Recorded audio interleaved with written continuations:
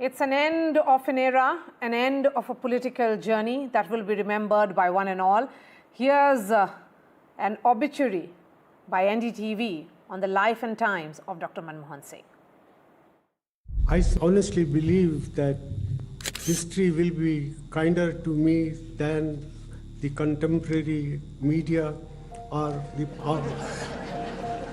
for that matter, the opposition parties in parliament. Famous words from Dr. Manmohan Singh at the last major press interaction in 2014, before the general elections. The man who served as Prime Minister for 10 years had a huge impact on modern India. A lifetime congressman, but a late entrant into politics as we know it today. Dr. Manmohan Singh was a 6th-term Rajya Sabha MP. He could never become a member of the lower house. He contested only one Lok Sabha election from the South Delhi constituency in 1999 and was defeated by BJP's Vijay Kumar Malhotra. In 2004, the Congress emerged as the single largest party in a shock general election that saw the unexpected defeat of Atal Bihari Vajpayee. There was a clamor for Sonia Gandhi to take over as Prime Minister of a Congress-led coalition, but Mrs. Gandhi struggled with the decision for days. A week later, she surprised everyone when she announced that Dr. Manmohan Singh would be her choice for Prime Minister. I'm very happy. I think our country will be safe in Dr. Manmohan Singh's hands.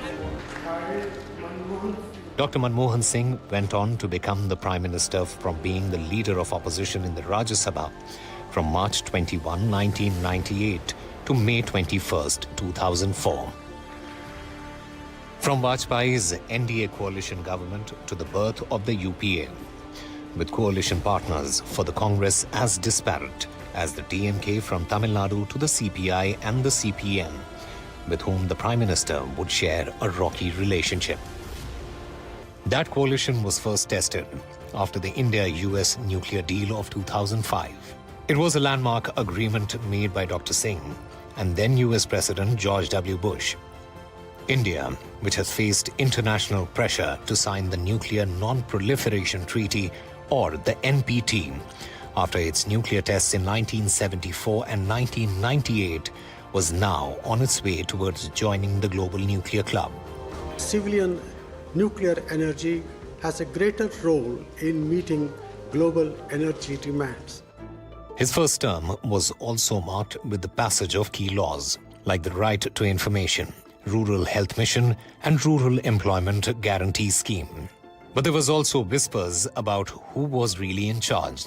Sonia Gandhi had taken over head of the NAC, a body called the National Advisory Council, and critics said she was the one actually calling the shots.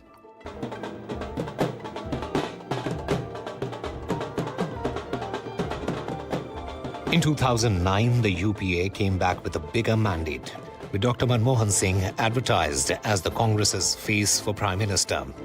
India had given Dr. Singh a big thumbs up, but the second term was nothing like the first. Allegations surfaced of large-scale corruption in the Commonwealth Games, on coal block allocations, and most famously, the 2G scam, which a court years later has upheld never happened. The appeals are pending.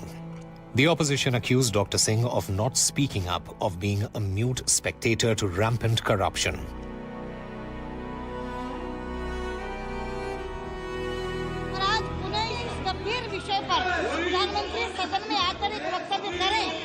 Dr. Singh may not have been the most eloquent Prime Minister, but he had his moments, like this Parliament debate with Sushma Swaraj in 2013, where both invoked poetry to make the point.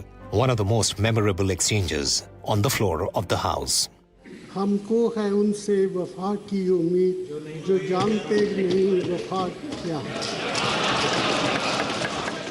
कुछ तो मजबूरियां रही होंगी यूं ही कोई बेवफा नहीं होता.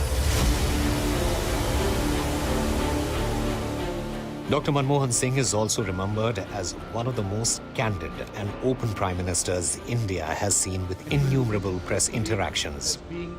He never failed to admit a mistake both at press conferences and in Parliament. I have no hesitation in apologizing not only to the Sikh community but to the whole Indian nationhood, because what took place in 1984 is the negation of the concept of nationhood enshrined in our constitution. Dr. Manmohan Singh's style was distinctive and extremely open book, not only within his Prime Minister's office and to his cabinet colleagues and officials, also to the media. He held innumerable press conferences open to take sometimes even the most difficult of questions.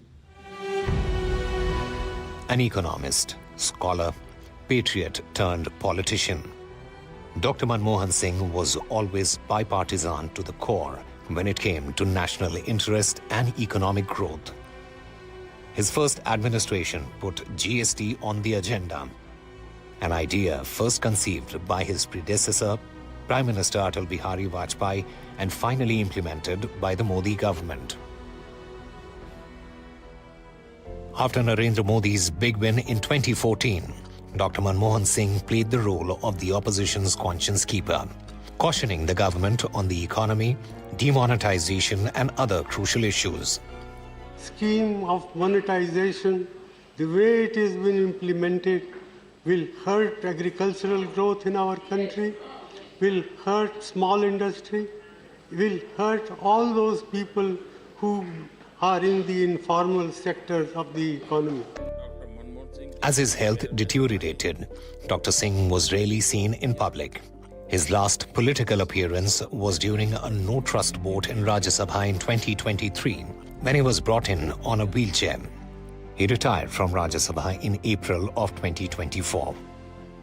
इतने लंबे अरसे तक जिस प्रकार से उन्होंने इस सदन का मार्गदर्शन किया है, देश का मार्गदर्शन किया है, वो हमेशा हमेशा जब भी हमारे लोकतंत्र की चर्चा होगी तो कुछ माननीय सदस्यों की जो चर्चा होगी उसमें माननीय डॉक्टर मनमोहन सिंह की योगदान की चर्चा जरूर होगी. Manmohan Singh was never a typical politician for a man who was often called an accidental prime minister. Dr. Singh was at the helm for 10 long years, a tenure that left a lasting impact.